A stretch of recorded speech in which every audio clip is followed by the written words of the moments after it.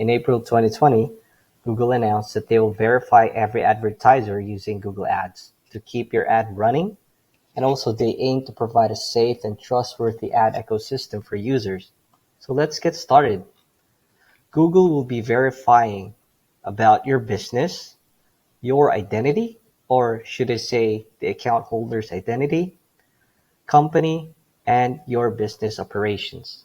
How it's done. So step one, you have to log into your Google Manager's account and search for that specific CID number that needs to be verified. Once you log in, you will see the notification right away, including the due date of the verification process. Click here on the top right button, Get Started, and you will be redirected to another page where you can see more information about the verification process, the benefits, and what Google is trying to prevent, such as fraud.